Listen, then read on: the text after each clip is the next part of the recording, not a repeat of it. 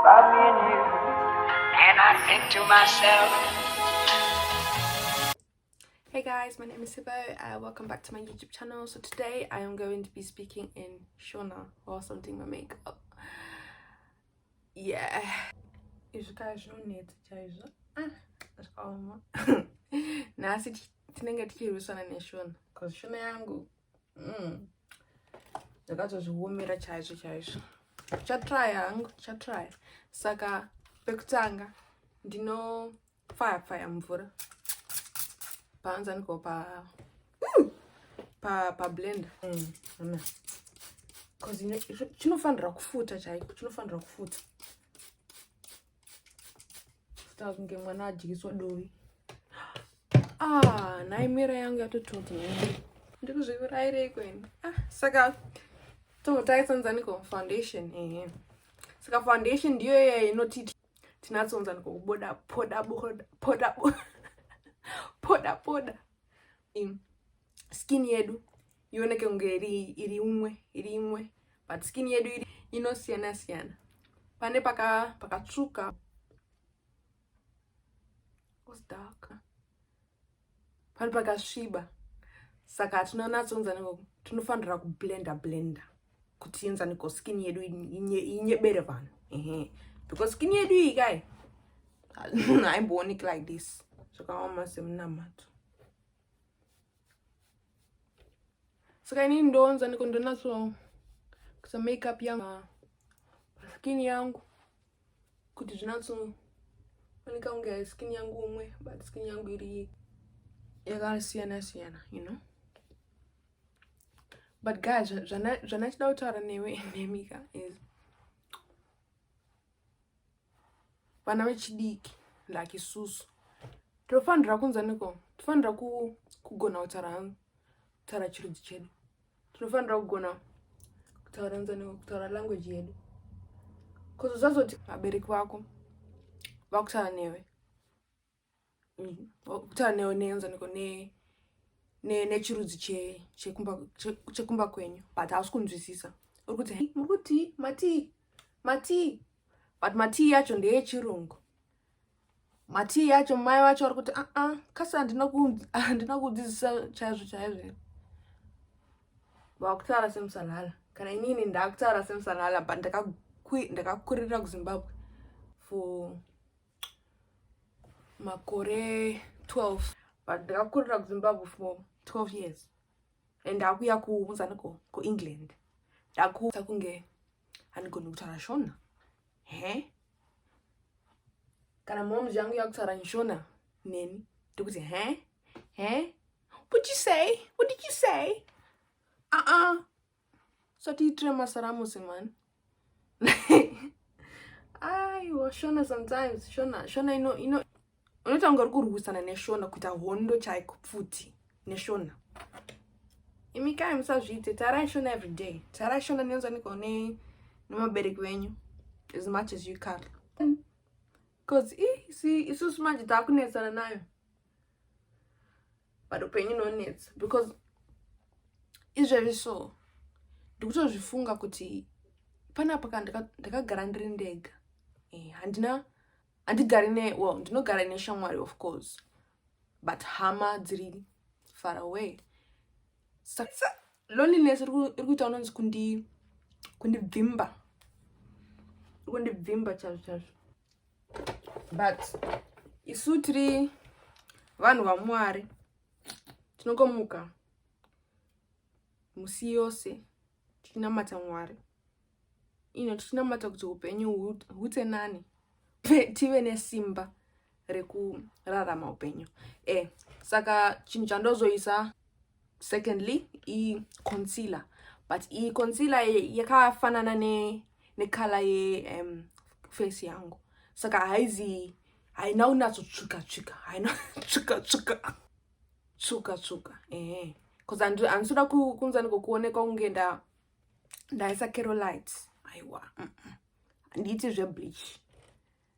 zvebleach amana vanonoita bleach ka utange skin yako iri blue black kunge unzaniko kunge warowa. Aiwa bleach sometimes bleach is not good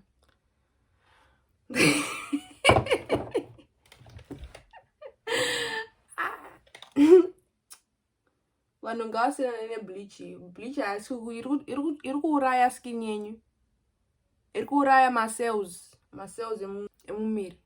Saka musableach amana. Iniwo ndikutoshamiswa nezvandocherechedza, zvando nezvekuita neshona. Because dzimwe dzenguva kana ndichitaura nenzaniko namomuzi yangu anoti iwe kaiwe haugona kutaura shona, iwe haugona kutaura shona. Momuzi yangu futi haigona kunyora shona. Saka where do we go? But now like vana vechidiki, please taurai nanamomuzi yenyu inshona. Musapindura nechirungu because hapana hamusviki anywhere. Munoyerekana makangano achiinzwa nekuchirudzi chenyu. And chinoya sekutamba. Chinoya sekutamba. Ndaigona kutaura shona 3 years ago. Chichaitika. Ningu kuenda kuZim manje.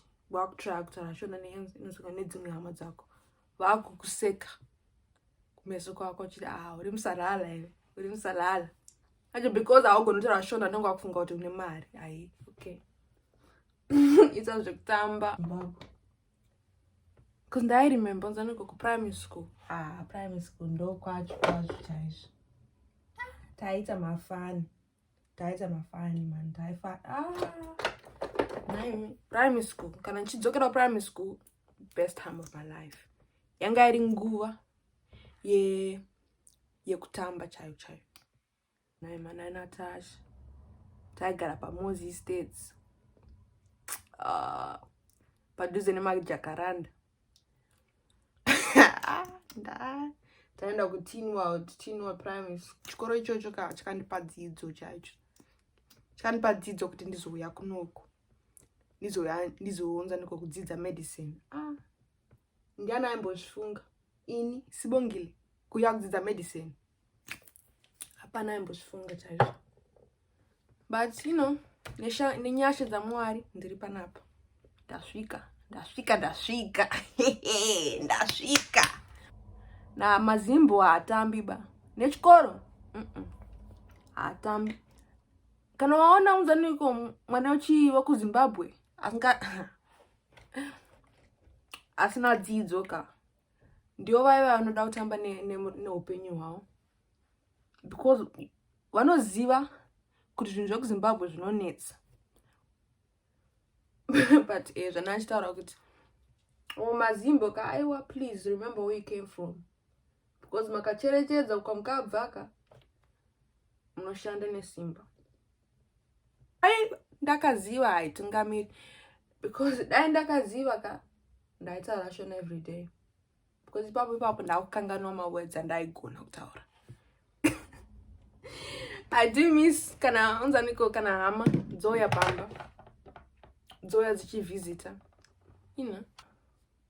Ndatomisawo macousins angu kukadoma. But vanhu vese vakura, vanhu vese vakupararira, vakuenda kuunzaniko dzimwe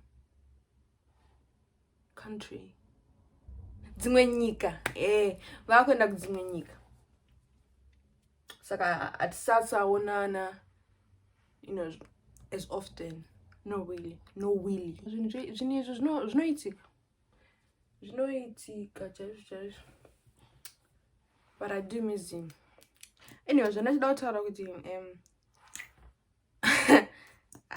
mazimbo ka vasikana vekuZimbabwe maakutoita bad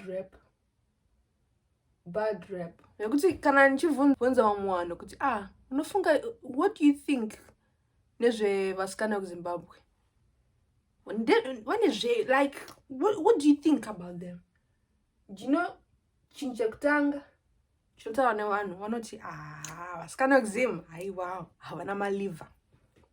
Liver hapana. Liver yaenda yatengeswa black market. Because vanomwa doro kunge hapana mangwana. Zvandotozvicheka nechibox ichi. Wanai makeup yangu naimi. Trikuda kuita ariko makeup guru. Nah, makeup is the biggest lie that was ever invented in this life. The makeup zvakatooma nani. Oh yeah, nachitaura nenzaniko nema memories Xim. Akawanda chaizvo. Ndaicherechedza. Okay, may I need my eyebrows off camera because my eyebrows I don't need zvingaita. Muri kucherechedza unzaniko ma memories 2008. 2008 ingari gore yakaoma chaiyo. Yekuti vanhu vako vaitoziva kuti unga usina mari. Vaizviziva kuti mari karibe yaenda. Taifamba unzaniko kutsvaga packet resugar. Because my shops anga asina sugar. My shops anga asina sugar, anga asina mukaka, anga asina rice. Kaijika bauga. Rice mukaka nenzaniko ne sugar. Zvinhu zvakaoma chaizvo. And inflation, inflation enge yakaoma. Sa nguva 2008 yeah, ndaenda kuchikoro. Saka chikoro chandaichienda ka vana vekubereki vanga une mari isingaiti. Saka gogo wangu vainditengera mazepnex. Mazepe. Saka ndaenda kuchikoro. Asi inini kandaikara chikafu chevanhu. Kunge ndaikara chikafu chevanhu to the point where vanhu vaifunga kuti ndanga ndisingadyi kumba. Saka ndaenda kuchikoro. Ndaidya unzaniko ndaingogara ndichikumbira mumwe musikana so malays ake. Saka ndipo malays. Because inini ndine mazepnex. Malays karibe hakuna malays kumba. Because gogas haina mari yemalays. Gogas ine mari yemazepnex. Saka ndaingokumbira malays all the time. Ndipo malays. Day rimwe zuva so mumwe musikana angani musoro wakafuta. Saka musikana waye akauya akati iwe sibo hauna mari here unongogara uchikumbira malays yamazepnex ako aya. Ndopa ndikaona kuti vana vane utsi. Musikana waye akutondiudza poverty and ndasingazivi myself. But aiwa musikana waye akati iwe hauna mari. Ngora uchiyaunzaniko malays musikana waye hauna mari chaiyo. Iniwo futi ndaikara zvinhu. Ini ndaida zvinhu. Kuda zvinhu chaizvo. Because futi kuprimary school I remember ini kana pane club yavhurwa ndati ini ndiriko. Chipao ini ndiriko. Karate ini ndiriko. Basketball ini ndiriko. Aumbondishai. No. Aumbondishai. Everything ndanga ndiriko. Ndai remember unzaniko musikana webasi basically angari sister yangu. Because that's we were very, very close.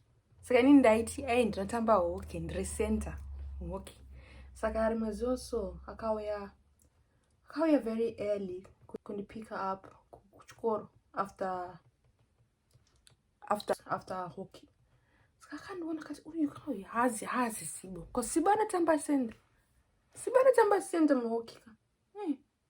Anotamba center. Mai mwana akandiona nchibata mabhora. Ndasingatambi, ndanisiri muground, ndanchibata mabhora. Toti aiwa Sibo anonyeba ka. Ona, angachitaura kuti anotamba center. Ko izvezvi so ari kubata mabhora. Chichaitika ipapa. Xim, I made good memories. Shada wamboudzokerawo. Taenda showground. Taenda kushow ndopa ndikadzidzira kubata futi. Yanatoshuda kushow. Xim is our best place. Vic Falls. Kumana ndakashata. Ini kai? Asikagona zviri bobo because my picture Vic Falls ka. Kutange munhu asina kumba. Kutange munhu ari homeless. Iniwo ndotozviona unge kuti have grown up. Grow up because Sibo kuZimbabwe amungamuzivi. Tange chipopai. Tange chimwe chinhu so. Tusina direction. But Zimbabwe was the best place to grow up. Sorry, Doctor Chirungu, but Shona ino net. Best time. Best time of my life. But me pay the makeup young. This a joke and those do final credits. And pounds and go per movie. I'm not here. These are the final credits. Skamandi joke, mandi peze, the shape shifting. No joke. That this is anaka. Nash kangano. Oh, basically, ndo shandisa banana powder. Kumba chiso. Cha joke. Ininda peze. But makeup nyeba. And this is not my face. Makeup nyeba because ini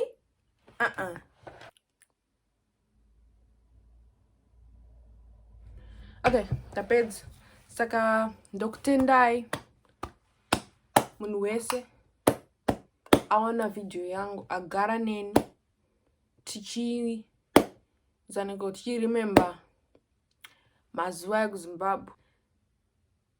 Thank you for watching my video, and for my English subscribers, I'll be back, okay? So stay tuned for new upcoming content. So I'm going to try to be more consistent because I've been slacking a little bit. So I'll be back. Thank you for watching. What a wonderful